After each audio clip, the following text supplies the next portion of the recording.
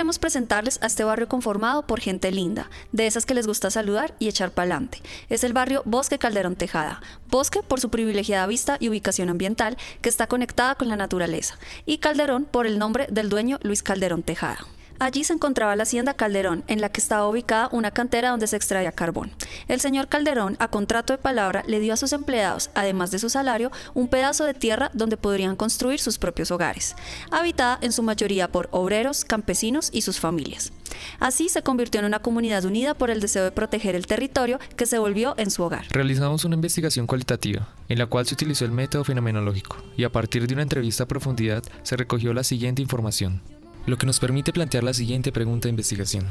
¿Cómo la comunidad del barrio Bosque Calderón ha resistido al intento de invasión sobre el territorio circundante a la quebrada Las Delicias? Y surge como objetivo general identificar las formas de resistencia que tiene la comunidad del barrio Bosque Calderón frente a la lucha por la protección del territorio circundante a la quebrada Las Delicias, a partir del cual se despliegan otros objetivos como: con base a lo anterior, hay algunos conceptos claves que identificamos en las lecturas y los relacionamos con lo observado en nuestra investigación. Para los constructores, los primeros agentes inmobiliarios han sido las empresas de gestión del riesgo y el acueducto. El acueducto decreta una rongada de 30 metros para poder sacar la gente, como hicieron en el barrio Los Olivos.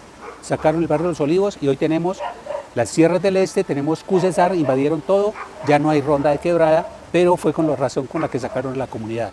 Las formas de resistencia que se han dado en el barrio se pueden ver a través del poder, ya que según el señor Benedicto, uno de los líderes de la comunidad, nos comenta que los herederos de los terrenos y las constructoras quieren quitarle su territorio, y es por esto que en el barrio Bosque Calderón se ha dado la presión urbanística por parte de las personas con poderío, ya que con esta presión han acabado con barrios vecinos. Frente a esto, el barrio ha hecho resistencia con la presentación del proceso de pertenencia. A mi suegro, que es el de aquí para allá, que todos los hijos, a él le decían, a uno de las hermanas le decían Tortuga, entonces casi todos los hijos decían Tortugas. Luego está en la familia de los Vegas, que son los chulos, está la familia los Brujos, y luego estaban los Conejos, que también tenían parte, o viven unos allí al lado de los edificios, que no los han podido sacar de ahí. Los Copetones, pues imagínense que trabajando en las canteras le daban cualquier apodo a la gente, ¿sí? También pudimos observar que la comunidad tiene ciertas expresiones, palabras y maneras de hablar que comparten entre ellos que se han mantenido a lo largo del tiempo. Los líderes y la comunidad realizan diferentes actividades en el barrio que involucran a todo el mundo, llamada Galería Art, y lo hacen desde la Casa Cultural, que ayudan a mantener el cuidado y el mantenimiento de la quebrada. Esto lo podemos considerar como conductas desviadas, puesto que los líderes crearon su propia forma de cuidar y entender la naturaleza, a través de diferentes actividades comunitarias, y gracias a esto han hecho una transformación social en la vida de los jóvenes del barrio Bosque Calderón. Con el tema del arrendamiento, la gente arrienda cualquier cosa. Hoy tenemos más del 50% de la población en este momento son inquilinos, con una problemática que pues ya se ha venido subsanando, que era el tema de convivencia. Si hace 10 años a las 6 de la tarde usted no escuchaba un radio, hoy por hoy hay inquilinos que llegan, no tienen una cama, cargan una colchoneta, pero tienen un equipo de sonido así. Entonces ese tema fue un tema de convivencia fuerte y todavía sigue siendo, aparte de que se me ha incrementado la seguridad. Todo lo anterior demuestra cómo estas personas le meten berraquera y salen adelante con las diferentes situaciones que se les presentan. Por último, observamos que las personas que habitan en el barrio han vivido allí por mucho tiempo y esperan que sus futuras generaciones sigan viviendo allí. Sin embargo, se ha visto grandes cambios en la convivencia por la llegada de personas nuevas en el barrio. Las personas que están establecidas son aquellas que llevan viviendo en el barrio durante mucho tiempo y ya tienen sus costumbres claras. Y las personas que son marginadas son las que llegan como inquilinos a vivir en el barrio, donde complican la convivencia con las costumbres nuevas que ellos traen. Realizamos una triangulación de fuentes de información. Inicialmente, en las entrevistas a profundidad hechas a 2 personas que tienen una antigüedad en el barrio, poder, lo que para ellos es tener las agallas, para enfrentar a las entidades. Entendidas estas como colectivos gubernamentales con los cuales han tenido algunos enfrentamientos de carácter verbal.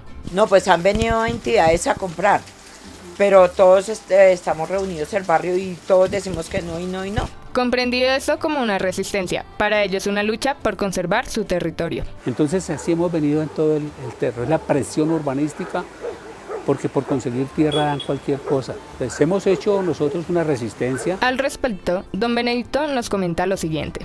Yo digo jocosamente, aquí la gente arrienda media cama, entonces la gente empezó a construir, viven en una pieza y tienen 2 o 3 apartamentos arrendados. Esto ha generado un problema en la seguridad del barrio. Todo lo anterior es un problema social, Para él, relacionado al abandono de las entidades, también es un problema de educación y salud. Chapinero se dice que es la localidad de la educación, pero no hay escuelas, un solo colegio de bachillerato. Las escuelas primarias, esa escuelita ahí, que es un anexo del Simón Rodríguez. Se habla de salud y no hay un centro de salud en Chapinero. Además, don Benedicto también nos comenta que se han generado problemas de convivencia y por ende se ha perdido esa responsabilidad y el tejido social. Y nosotros, un vecino arrienda un segundo piso y la señora muy tranquila salía por la mañana por la ventana, tiraba la bolsa. Problemas de convivencia por esa razón. Al respecto, en la página de presentación de la constructora Kaiser lo identifican como un pilar fundamental relacionado a la familia y esto para don Benedicto es lo más importante. También nos narra que en el inicio del barrio solo habían 14 familias. Lo poco que se ha conseguido ha sido con la lucha de las comunidades en todos los territorios. El director de la CAR da a entender a los propietarios como poseedores y tenedores de predios. Pues hay unas familias que dicen que es de ellos, pero realmente por posesión. Y para la comunidad como dueños de lo que algunos consideran propiedad, pero que los habitantes del barrio consideran como territorio. Al respecto de propietarios, don Benedicto nos narra el conflicto que tuvieron con el dueño de la Universidad Manuela Beltrán. Cuando aparecieron los de la Manuela Beltrán, ellos quisieron sacarnos a 25 familias. Hicimos una fuerte oposición, tuvimos la colaboración de 2 curas que nos ayudaron mucho y un seminarista, pero fue una lucha bastante fuerte. Llegamos a un acuerdo con Alfonso Beltrán Ballesteros, que fungía como dueño del predio. En este caso, observamos cómo gracias al apoyo y unión de la comunidad se logró llegar a un mutuo acuerdo para evitar el desalojo. Aquí se puede evidenciar el vínculo social que tienen los habitantes del barrio entre ellos y el territorio, vínculo que según nos comenta se ha perdido. Parte de su lucha por la permanencia era por medio de la legalización del barrio y de ellos como propietarios.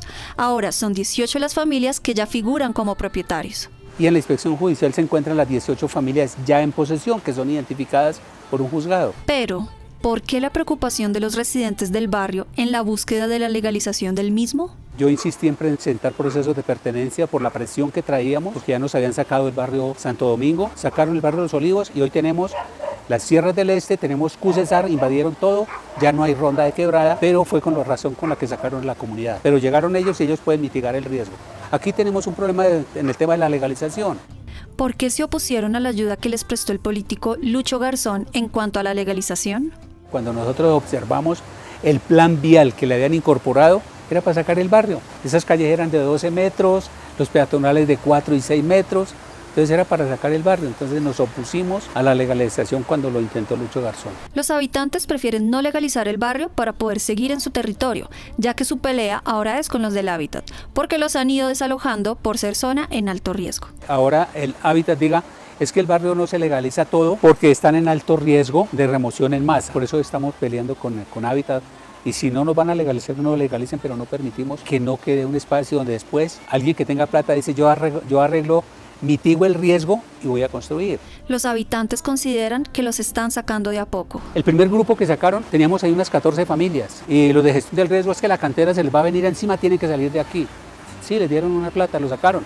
Pero a los 2 años empezaron a construir las Torres Blancas. Encontramos un reportaje realizado por Noticias Caracol en los Cerros Orientales, donde la CAR identificó y demolió una mega obra desarrollada por la comercializadora Kaiser, en la cercanía a la quebrada Las Delicias, que sin tener a consideración afectó el ecosistema de la zona, surgiendo la duda del por qué se le otorgan licencias que facilitan construcciones ilegales. Los propietarios de los terrenos dan paso al proceso de legalizar cuando es financiada por constructoras. En la página oficial de la comercializadora Kaiser se muestra como una empresa con gran recorrido, caracterizados por la lealtad, responsabilidad y honestidad, promoviendo inmuebles con innovación, edificaciones con grandes estándares y servicios de calidad, con la visión de impulsar el desarrollo comercial y crecimiento empresarial en el país. Por eso, nosotros decidimos adentrarnos al lugar para observar cómo ellos han preservado este recurso natural, además conocer de primera mano su lucha y resistencia por lo que ellos consideran su territorio. Gracias a cada una de las personas que nos abrieron las puertas de sus vidas. Si puedo resumir este proyecto en una palabra, para mí sería admiración. En una palabra, berraquera. Resumo este proyecto en una sola palabra, que es inspiración. La palabra que define a la comunidad es resistencia. Es un barrio lleno de historias con el contacto más cercano a la naturaleza, del que aprendí cómo es una comunidad. Bosque Calderón ha sido hogar de migrantes nacionales e internacionales que buscan una vida mejor, pero también ha sido escenario de historias de injusticias. Sus habitantes continúan luchando por el reconocimiento de sus derechos, acceso a servicios de agua potable, alcantarillado, educación, entre otros. Aunque sigue siendo el barrio de calles de tierra, casas incompletas de lata, madera y ladrillos, también es un barrio de resistencia que logra mantenerse en medio de edificios modernos que habitan los ciudadanos de clases más altas. Bosque Calderón Tejada es ante todo un hogar que sus habitantes no piensan abandonar.